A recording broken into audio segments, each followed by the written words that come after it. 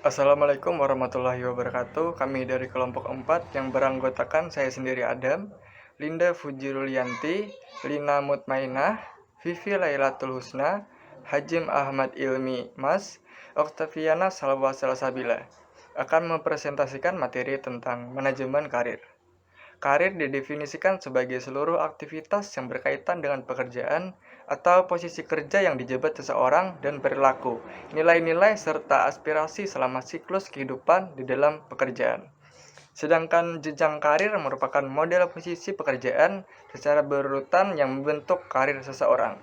Slide selanjutnya akan dijelaskan oleh rekan saya. Pengembangan karir. Adapun tujuan karir yaitu merupakan posisi mendatang yang diupayakan pencapaiannya oleh seseorang sebagai bagian dari karirnya. Dan ada pula perencanaan karir yang merupakan proses yang sengaja diupayakan untuk menyadari diri sendiri, peluang kesempatan, kendala, pilihan, konsekuensi, dan untuk mengidentifikasi tujuan yang terkait dengan karir, serta untuk menyusun program kerja pendidikan. Pentingnya pengembangan karir. Yang pertama, meningkatkan kesadaran perlunya klasifikasi tugas atau pekerjaan. Yang kedua, merupakan masukan untuk perencanaan program pengembangan organisasi. Yang ketiga, membantu karyawan dalam menyusun strategi pengembangan. Yang keempat, membantu seleksi untuk mengikuti program pengembangan. Yang kelima, mempermudah pemanfaatan potensi karyawan. Yang keenam, mempermudah meningkatkan motivasi kerja karyawan.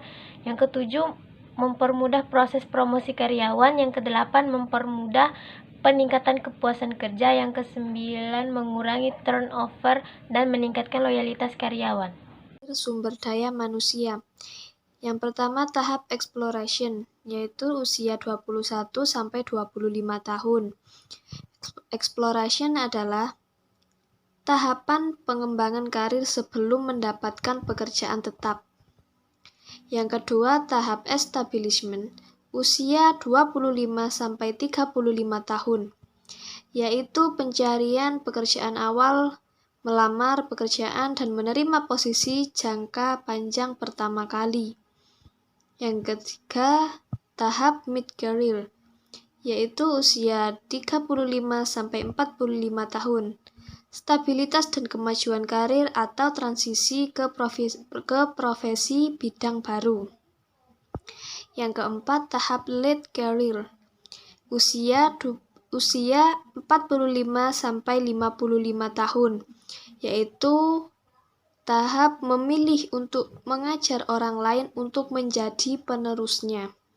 Yang terakhir, tahap decline, usia 55 sampai 65 tahun, yaitu bersiap untuk pensiun, kemudian memilih untuk menikmati istirahat dari bekerja. Desain program pengembangan karir. Yang pertama, fase perencanaan. Fase perencanaan terdiri dari dua, yaitu menyelaraskan rancangan karir pekerja dengan rancangan karir organisasi. Yang kedua, tujuan untuk mengidentifikasi kelebihan dan kekurangan pekerja dalam melaksanakan tugas. Yang kedua yaitu fase pengarahan. Fase pengarahan dimaksudkan untuk membantu para pekerja agar mampu mewujudkan perencanaan karir menjadi kenyataan.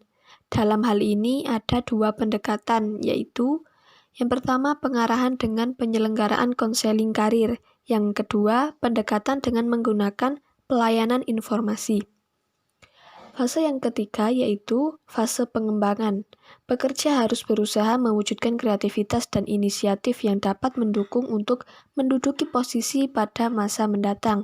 Kegiatan yang dapat dilakukan yaitu dengan penyelenggaraan sistem mentor, pendidikan dan pelatihan, rotasi jabatan, dan program beasiswa atau ikatan dinas. Yang pertama, karyawan lebih memahami passion. Dengan adanya berbagai macam program pengembangan karir, secara tidak langsung karyawan akan menjadi lebih mengenal dirinya sendiri. Mereka akan menemukan jati diri yang bisa saja selama ini belum ditemukan. Bahkan passion mereka juga akan bangkit dari kegiatan pengembangan karir tersebut. Yang kedua, peningkatan kesejahteraan.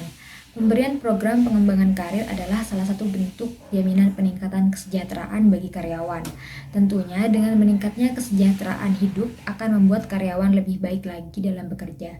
Sehingga dengan pengembangan karir yang dilakukan oleh perusahaan, tidak hanya menguntungkan bagi perusahaan, tetapi karyawan akan mendapat keuntungan juga atas kerja keras mereka selama ini.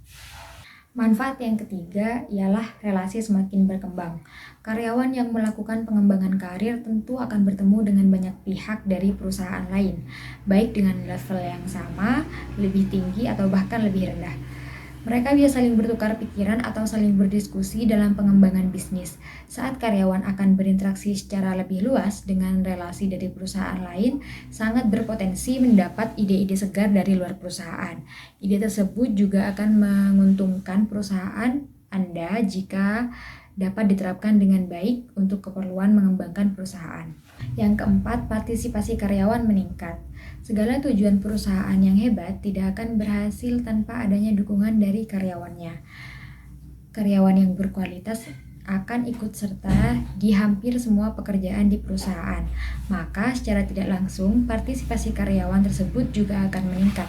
Dampak selanjutnya adalah para karyawan akan merasa ikut memiliki perusahaan dan nantinya loyalitas mereka pun akan meningkat. Jadi karyawan tidak akan berpikir untuk pindah ke perusahaan lain karena mereka paham perusahaan membutuhkan kemampuan mereka. Dan yang terakhir, peningkatan motivasi bekerja. Dengan adanya program pengembangan karir, karyawan akan memiliki tingkat rasa terpercaya diri yang lebih baik karena mendapatkan kesempatan tumbuh dan berkembang. Hal ini adalah salah satu cara meningkatkan motivasi di dalam bekerja. Karyawan dengan motivasi kerja yang tinggi akan menghasilkan prestasi yang tinggi juga, di mana nantinya prestasi tersebut juga akan bermanfaat bagi mereka dan perusahaan. Sekian dari kelompok kami, kurang lebihnya mohon maaf. Wassalamualaikum warahmatullahi wabarakatuh.